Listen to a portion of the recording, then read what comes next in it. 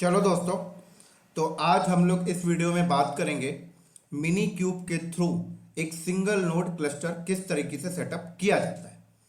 तो उससे पहले मैं आपको एक चीज़ और बता देता हूं। जैसे कि मैं आप लोगों को लास्ट वीडियो में ये चीज़ बताया था कि मिनी क्यूब के थ्रू जो हम लोग सिंगल नोड क्लस्टर बनाते हैं उसकी ज़रूरत हमें कंपनी के अंदर टेस्टिंग इन्वायरमेंट में ज़रूरत पड़ती है। इसी तरीके से हमें एक single node cluster learning environment में भी हमें इसकी नीड पड़ती है। तो जब भी आप टेस्टिंग एनवायरनमेंट में काम कर रहे हो तो कुबरनेटिस का कोई भी नया फीचर आया है और उसकी टेस्टिंग करनी है तो आप मिनी क्यूब के थ्रू सिंगल नोड क्लस्टर बनाइए और उसके ऊपर आप अपना टेस्टिंग कर लीजिए। इसी तरीके से अगर आप लर्निंग एनवायरनमेंट में बैठे हैं तो लर्निंग एनवायरनमेंट में भी आप एक single node cluster mini cube के थ्रू सेटअप करिए और उस पर सारी की सारी आप अपनी लैब कर लीजिए। एक चीज मैं आपको और बता देता हूँ, मिनी क्यूब जो डिजाइन किया गया है वो प्रोडक्शन एनवायरनमेंट के लिए नहीं है। इस चीज का आप लोग ध्यान रखकर चलिएगा। तो अगर आप प्रोडक्शन एनवायरनमेंट की बात करें तो प्रोडक्शन एनवायरनमेंट में मैंने आपको लास्ट वीडियो में बताया था कि वहां पर आपका क्यूबेडियम के थ्रू मिलेगा या कॉप्स के थ्रू या प्लेटफॉर्म एज अ सर्विस वो लोग यूज कर रहे होंगे।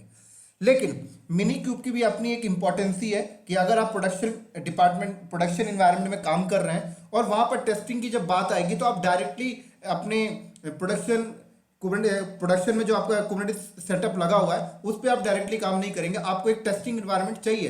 तो टेस्टिंग के लिए मिनी क्यूब सबसे बेस्ट माना जाता है, ठीक है, और लर्निंग के लिए भी सबसे बेस्ट माना जाता है। तो चलिए अब मैं स्टार्ट करता हूं कि मिनी क्यूब के थ्रू हम लोग सिंगल नोड क्लस्टर किस तरीके से सेटअप करेंगे। तो यहां पर मैं लिख देता हूं, हमारा टॉपिक का नाम है आज mini cube cluster setup, right. तो अब सवाल आता है कि मिनी क्यूब के थ्रू हम जो क्लस्टर सेटअप करेंगे, सिंगल नोड क्लस्टर सेटअप, वो कौन कौन से प्लेटफॉर्म के ऊपर कर सकते हैं। प्लेटफॉर्म का मतलब कौन कौन से ओएस के ऊपर। तो ऐसा समझिए, मेरे पास एक मशीन ये है और मेरे पास एक मशीन ये है और मेरे पास एक मशीन ये है। इस वाली मशीन में मेरा विंडोज इंस्टॉल है, विंडोज 10 इंस्टॉल है, और इस वाली मशीन में मेरा लिनक्स इंस्टॉल है। लिनक्स में कोई भी फ्लेवर हो सकता है, चाहे सेंटोस हो, चाहे डेबियन हो, चाहे मेरा उबंटू हो, कोई प्रॉब्लम नहीं। इस तरीके से इस वाले हार्डवेयर पे मेरा मैक ओएस इंस्टॉल है, ठीक है। तो मिनी क्यूब जो है वो आपका विंडोज के ऊपर भी सेटअप कर देगा, लिनक्स के ऊपर भी सिंगल नोड क्लस्टर सेटअप कर देगा और मैक के ऊपर भी कर देगा। लेकिन आपको तीन चीजों का ध्यान रखना पड़ता है, बेसिक चीजें।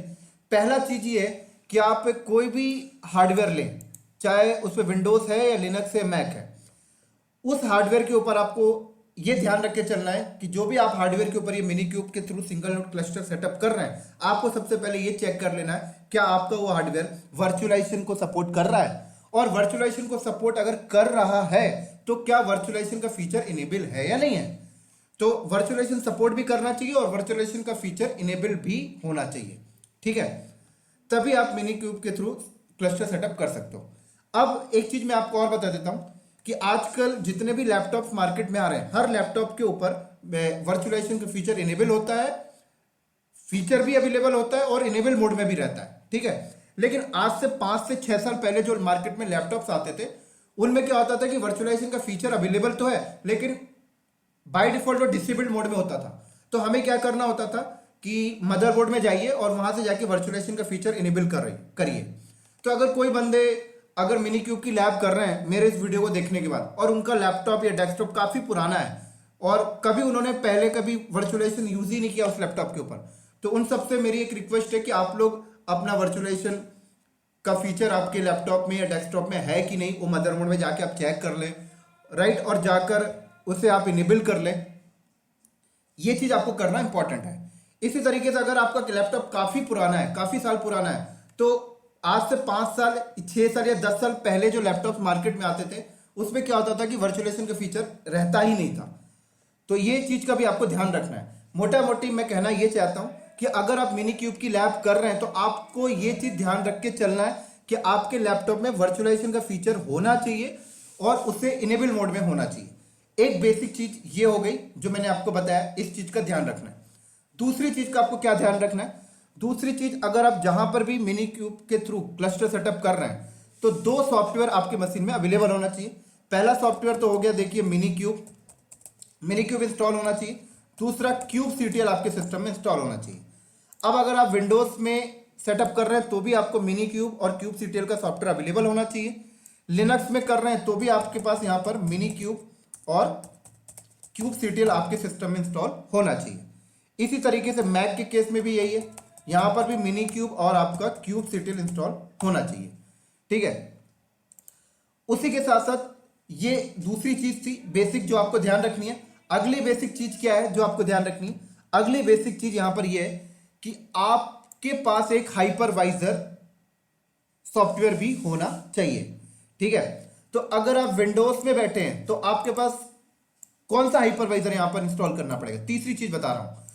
तो अगर आप मिनी क्यूब सेटअप कर रहे हैं तो आपके पास यहां पर हाइपरवाइजर होना चाहिए। और अगर आप विंडोज के ऊपर कर रहे हैं तो दो हाइपरवाइजर यहां पे सपोर्ट करता है। एक तो माइक्रोसॉफ्ट का हाइपर वी हो गया और दूसरा ओरेकल का वर्चुअल बॉक्स हो गया। इसके अलावा और कोई हाइपरवाइजर आपके विंडोज के साथ सपोर्टेड नहीं है, ये चीज ध्यान रखिएगा। तो अगर आप मिनी क्यूब विंडोज के ऊपर सेटअप कर रहे हैं तो आपको हाइपरवाइजर भी आपके पास होना चाहिए, या तो हाइपर वी रख लीजिए या वर्चुअल बॉक्स रख लीजिए। अब यहां पर हाइपरवाइजर की जरूरत क्यों पड़ती है ये भी मैं आपको बता देता हूं। यहां पर हाइपरवाइजर की जरूरत इसलिए पड़ती है क्योंकि जब आप मिनी क्यूब और kubectl इंस्टॉल कर देंगे और हाइपरवाइजर इंस्टॉल कर देंगे, उसके बाद आप अपने विंडोज का कमांड प्रॉम्प्ट ओपन करेंगे और वहां पर एक कमांड चलाएंगे आप मिनी क्यूब स्टार्ट। तो जैसे ही आप मिनी क्यूब स्टार्ट कमांड चलाएंगे तो क्या होता है कि अगर आपके पास हाइपर वी इंस्टॉल है या वर्चुअल बॉक्स इंस्टॉल है, मान लीजिए यहां पर वर्चुअल बॉक्स इंस्टॉल है, तो ये वर्चुअल बॉक्स में छोटी सी वीएम बनाता है और उस वीएम के अंदर मिनी क्यूब की इमेज डिप्लॉय करता है और इसके अंदर पूरा का पूरा सिंगल नोड क्लस्टर बनाकर आपको दे देता है। तो जब आप मिनी क्यूब स्टार्ट करते हैं तो जो वीएम बनती है सिंगल नोड क्लस्टर के लिए वो आपके हाइपरवाइजर के अंदर एक वीएम बनती है। तो इसलिए यहां पर हाइपरवाइजर रिक्वायर्ड है, इस चीज का आप लोग ध्यान रखना।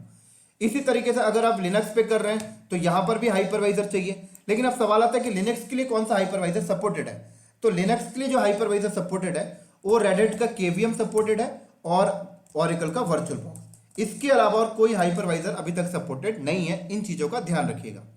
ठीक है, तो यहां पर भी अगर आप लिनक्स के ऊपर कर रहे हैं तो यहां पर भी आप मिनी क्यूब इंस्टॉल कर लेंगे, kubectl इंस्टॉल कर लेंगे, फिर हाइपरवाइजर इंस्टॉल कर लेंगे, देन उसके बाद आप यहां पर वही कमांड चलाएंगे मिनी क्यूब स्टार्ट। तो अगर केवीएम इंस्टॉल है तो केवीएम में एक छोटी सी वीएम बनेगी, उस पर आपका मिनी की इमेज डिप्लॉय हो जाएगी और उसके अंदर पूरा का पूरा कुबरनेटिस का क्लस्टर सेटअप हो जाएगा।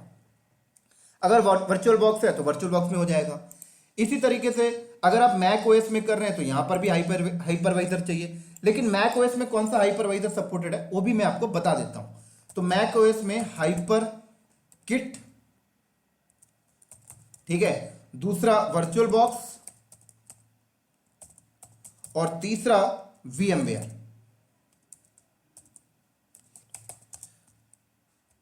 फ्यूजन, ये तीन।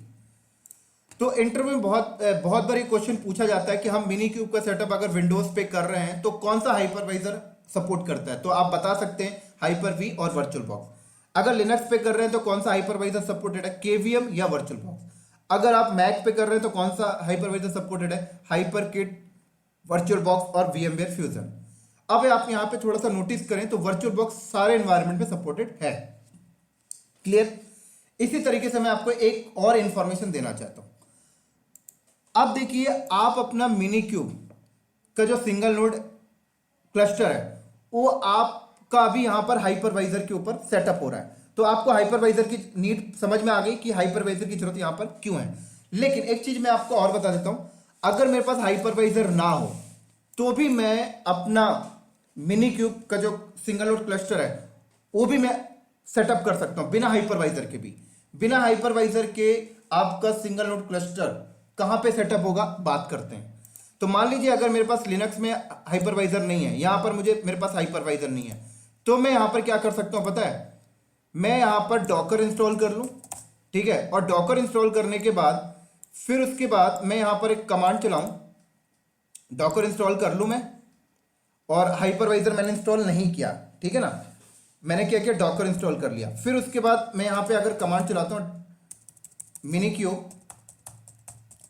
Mini cube start -driver equal to none, तो इस केस में क्या होगा,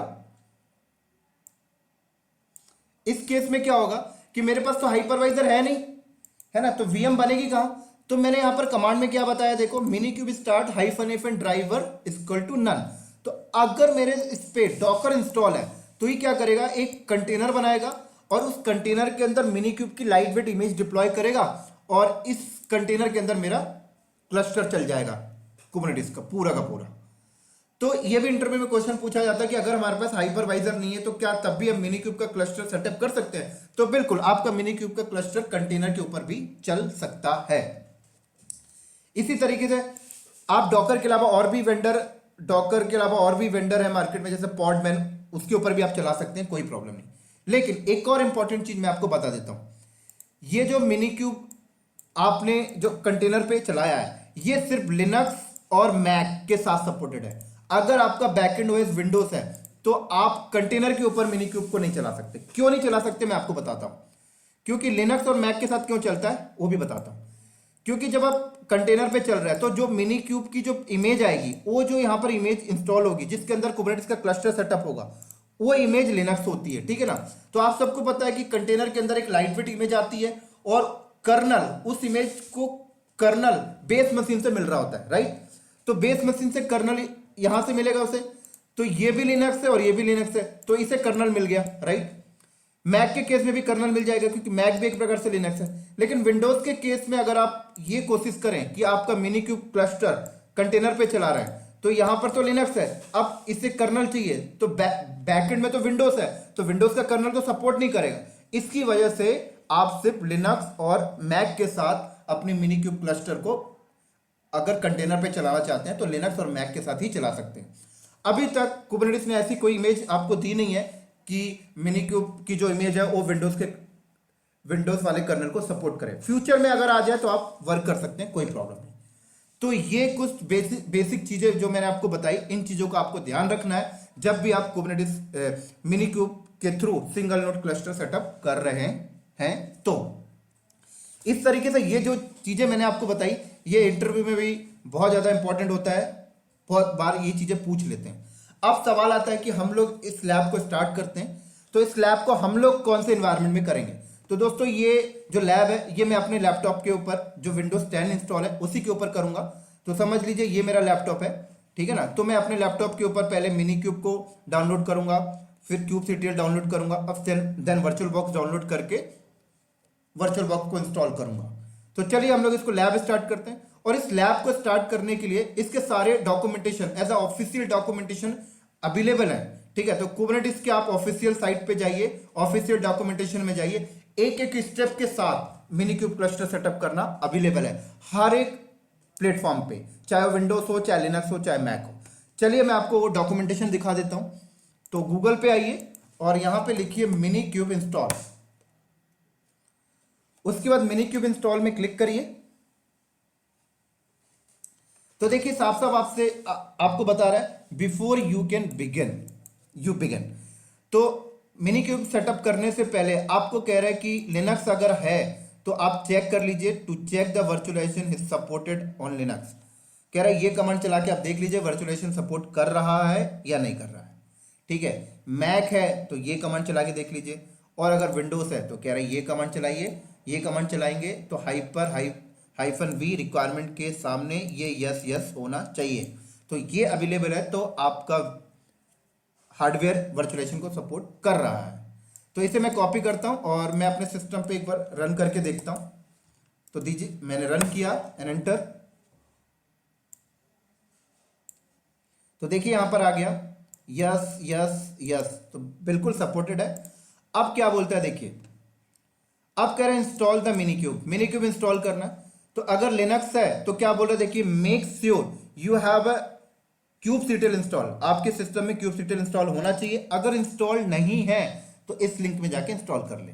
देखिए हाइपरवाइजर के बारे में भी बता रहा है, केवीएम, वर्चुअल बॉक्स, और आगे देखिए एक चीज और बता रहा है, minikube also supported hyphen driver equal to none option that run Kubernetes components on the host and not in a VM using the driver required Docker. साफ साफ कह रहा है देखिए डॉकर होना चाहिए, and a Linux environment but not a hypervisor. साफ साफ कह रहा है जो चीज मैंने आपको बताई थी अभी। इसी तरीके से अगर आप मैक में आए तो देखिए मैक के लिए आपको बता रहा है, देखिए ये देखिए यहाँ पर लिखा भी हुआ है जो चीज़ मैंने आपको बताया। विंडोज़ में आ जाए तो देखिए आपको बता रहा है हाइपर वी या वर्चुअल बॉक्स। क्यूब सीटीएल अगर आपको इंस्टॉल तो करना ही पड़ेगा भाई, तो क्यूब सीटीएल इंस्टॉल करने के लिए देखिए यहाँ क्लिक करिए, तो कुछ नहीं ये आपको बता रहा, तो ये आप यहाँ से ऐसे सेलेक्ट करें, right click and open link में क्लिक करेंगे तो देखिए क्यूब सीटीएल यहाँ पर डाउनलोड हो गया, ये देखिए। अब एक चीज और बता देता हूँ क्यूब सीटीएल की जरूरत क्यों पड़ रही है। तो दोस्तों क्यूब सीटीएल किस लिए जरूरत पड़ रही है, क्योंकि जब आपका क्लस्टर सेटअप हो जाएगा तो जो भी आप क्लस्टर के अंदर ऑपरेशंस करते हैं, बोले तो पॉड बनाना है, लोड बैलेंसर बनाना है, डिप्लॉयमेंट बनाना है, रेप्लिका कंट्रोलर बनाना है, रेप्लिका सेट बनाना है, वो सारी कमांड क्यूब सीटीएल से स्टार्ट होती है, इसीलिए क्यूब सीटीएल की जरूरत यहाँ पर पड़ रही है। तो क्यूब सीटीएल मेरा डाउनलोड हो गया। अब क्या करना है, अब बैक आ जाइए। अब अगला स्टेप कह रहा है कि हाइपरवाइजर डाउनलोड करिए। तो मेरे पास हाइपरवाइजर या तो मैं हाइपर वी ले लूं या तो वर्चुअल बॉक्स ले लूं, तो मैं यहां पे वर्चुअल बॉक्स ले लेता हूं। तो वर्चुअल बॉक्स में मैंने क्लिक किया, तो अब देखिए आपको बता रहा है वर्चुअल बॉक्स, तो यहां विंडोज वाला मुझे चाहिए, ठीक है। देखिए यहां पर वर्चुअल बॉक्स 6.0 और 5.2, तो मैं यहां पर 5.2 को डाउनलोड कर लेता हूं। तो देखिए हर एक इन्वायरमेंट के लिए मैं विंडोज के लिए ले रहा हूं, तो मैंने यहां पर क्लिक किया और ये वर्चुअल बॉक्स मैं अभी डाउनलोड कर रहा हूं, देख सकते हैं बहुत जल्दी डाउनलोड हो जाएगा।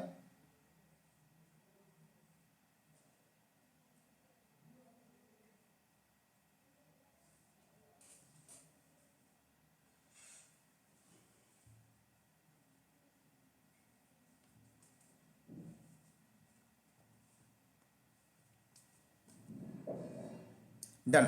अब इस वर्चुअल बॉक्स को इंस्टॉल कर लेते हैं, तो 2 मिनट लगेगा इंस्टॉल करने में से। तो नेक्स्ट किया मैंने, again next, again next, yes install.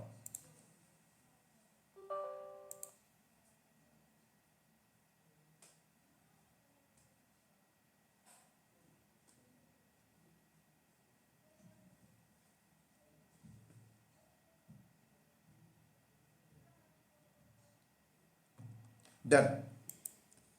अब क्या करना है, बैक आ जाइए, अगेन बैक आइए। अब तीसरा स्टेप जो है यहां पर देखिए मुझे मिनी क्यूब डाउनलोड करना है। तो मिनी क्यूब डाउनलोड करने के लिए देखिए यहां पे साफ साफ बता रहा है, क्लिक करिए, मिनी क्यूब आपका डाउनलोड हो जाएगा।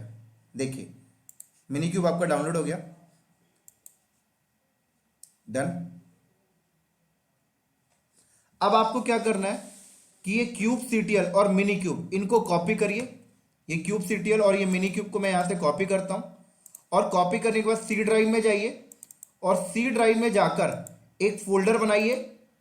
तो मैंने यहां पर एक फोल्डर बनाया क्यूबरनेटिस नाम से, ठीक है, और यहां पर मैंने पेस्ट किया, और पेस्ट करने के बाद ये जो मिनी क्यूब है ना इसको रीनेम करिए।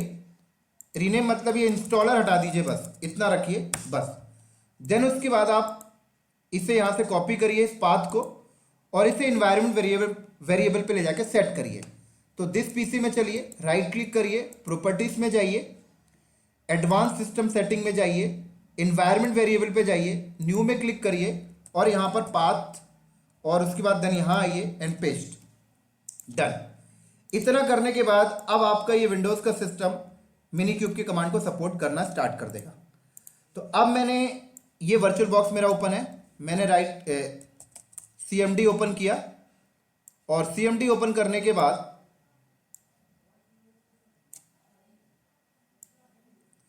अब मुझे यहां पर क्या करना है, मिनी क्यूब कमांड एंटर किया,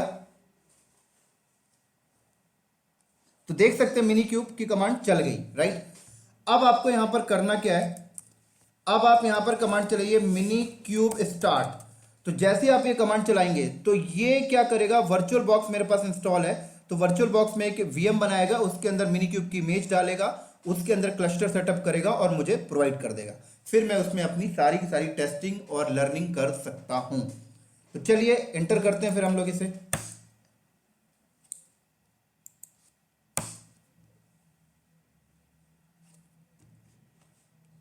एक मिनट, ये मेरा हैंग कर रहा है, दोबारा से मैं इसे ओपन करता हूँ। अब ठीक है। तो अब मैंने इसे दोबारा कमांड मारा मिनी क्यूब स्टार्ट, ये लीजिए। तो दोस्तों जब आप ये कमांड चलाते हैं तो होता क्या है बैकएंड में, मैं आपको बता देता हूं। बैकएंड में क्या होता है, सबसे पहले वो मिनी क्यूब की इमेज को डाउनलोड करता है, फिर वीएम बनाता है। तो मिनी क्यूब की जो इमेज होती है वो आई थिंक 400 या 500 MB की होती है, तो उसे डाउनलोड करने में थोड़ा सा टाइम लेता है। ये डिपेंड करता है आपके इंटरनेट के स्पीड के ऊपर, ठीक है ना। तो जब कंप्लीटली डाउनलोड कर लेगा देन उसके बाद वो एक वीएम बनाएगा, और जो वीएम को जो सीपीयू है, ये 2 वर्चुअल सीपीयू दे रहा है, ठीक है ना। और रैम देखिए 3 GB दे रहा है, और डिस्क ये दे रहा है आपको, राइट। तो हालांकि यहां पर इसने एक एरर दे दिया, और आई थिंक ये एरर इसलिए आया दोस्तों, सॉरी, ऑलरेडी कुछ फाइलें इसको एग्जिस्टिंग मिल रही हैं, कोई नहीं, देख लेते हैं।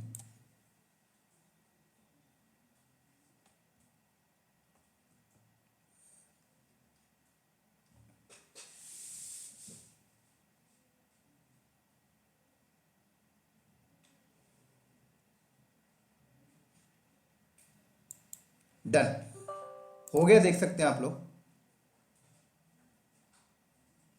देख सकते हैं ये क्रिएटिंग है। और मेरे यहाँ पर इस केस में पता है इसने मिनी क्यूब की इमेज यहाँ पर डाउनलोड नहीं कर रहा है, क्योंकि मैंने पहले भी ये चीज़ चला रखी है, तो उसने पहले से डाउनलोड करके कैसे में रख लिया था, तो ये वहीं से इमेज को उठा के और सीधे क्रिएट कर रहा है, ठीक है ना।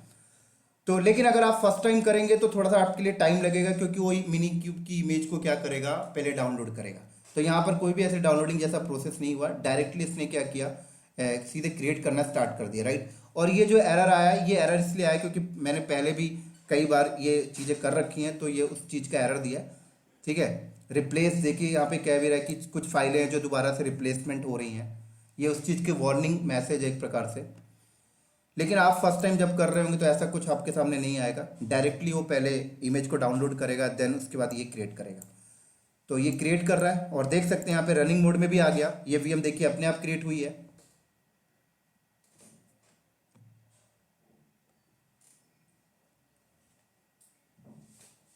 तो अभी मेरे सामने आउटपुट भी आ जाएगा।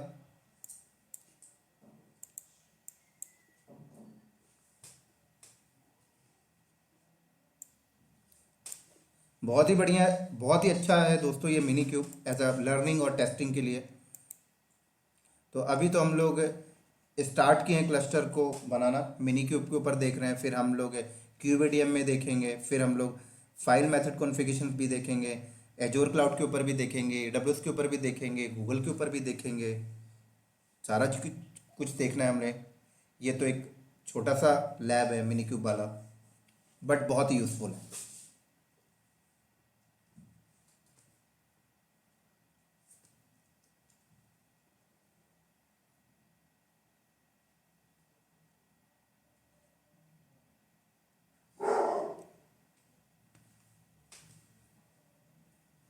तो थोड़ा सा टाइम ले रहा है, कोई नहीं, वेट कर लेते हैं हम लोग, अभी आ जाएगा आउटपुट। डन।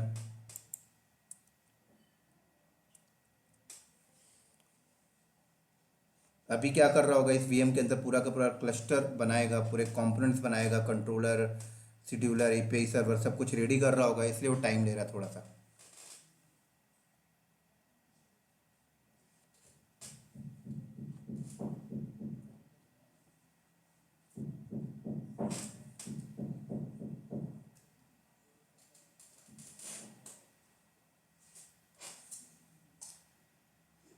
डन, देख सकते हैं डन हो गया। अब साफ साफ कह रहा है कि डन, और क्या बोल रहा है देखिए, आपको कह रहा है kubectl is now configured to use Minikube. Minikube आप यूज कर सकते हैं। तो अगर मैं यहाँ पर यूज करने से पहले मैं आपको एक चीज बताता हूँ। अगर मैं मिनी क्यूब स्टेटस चलाता हूँ तो देखिए आपको ये बता रहा है रनिंग है, डन। इसी तरीके से अगर मैं यहाँ पर क्यूब सीटीएल गेट सीएस, तो ये मुझे क्लस्टर का स्टेटस बताएगा, शेड्यूलर ओके है, कंट्रोलर भी ओके है, और डेटाबेस भी ओके। इसी तरीके से अगर मैंने कमांड मारा मिनी क्यूब आईपी, तो ये मिनी क्यूब की आईपी बता देगा मुझे। देखिए ये देखिए ये आईपी है। इसी तरीके से मैं इसे मिनी क्यूब एसएसएच कर सकता हूँ। देखिए एसएसएच कर लिया मैंने। तो एसएसएच किया तो मैंने इस वीएम के अंदर चला गया। ऐसे मैं पुट्टी से भी कनेक्ट कर सकता हूं दोस्तों, इसी आईपी पे। मुझे बाहर निकलना, एग्जिट कर दिया मैंने। आप चाहें तो डायरेक्टली इस वीएम को भी ऑन करके देख सकते हैं। शो में क्लिक करिए, देख सकते हैं यूजर नेम रूट, देख सकते हैं आप लोग।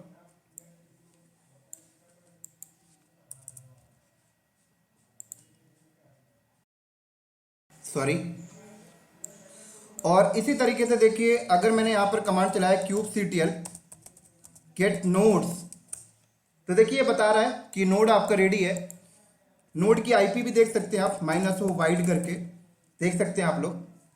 ये देखिए, इसी तरीके से आप कोई डिप्लॉयमेंट भी कर सकते हैं, कोई पॉड भी बना सकते हैं यहाँ पर। तो अगर मुझे देखना है कि कोई पॉड बना है क्या, तो kubectl गेट पॉड्स करके देख सकता हूं मैं। कोई पॉड नहीं है, कोई पॉड मैं बना भी सकता हूं।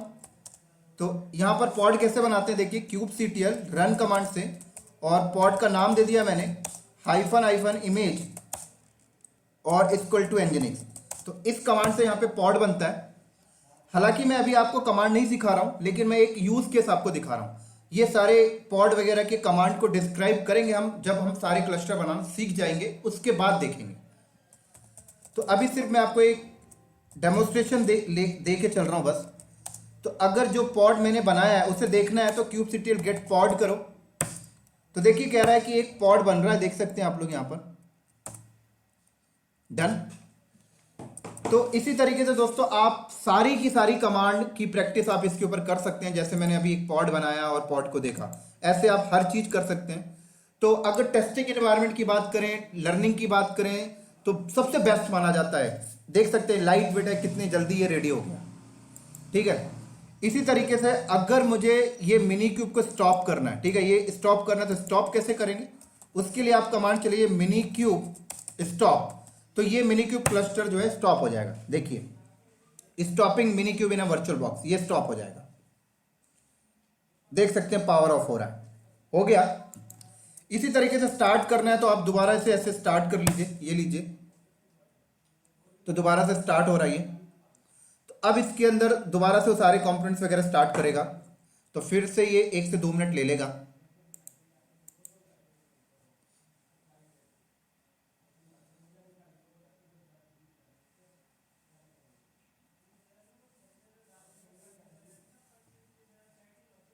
तो थोड़ा सा टाइम ले रही है। तो इसी के साथ साथ दोस्तों, इसके बाद हम लोग नेक्स्ट वीडियो में देखेंगे कि क्लस्टर सेटअप किस तरीके से करते हैं क्यूबएडीएम टूल के थ्रू। तो क्यूबएडीएम के टूल के थ्रू हम लोग मल्टी नोड क्लस्टर बनाना सीखेंगे। मिनी क्यूब के थ्रू एक सिंगल नोड क्लस्टर ही बनाया जाता है बस। ठीक है।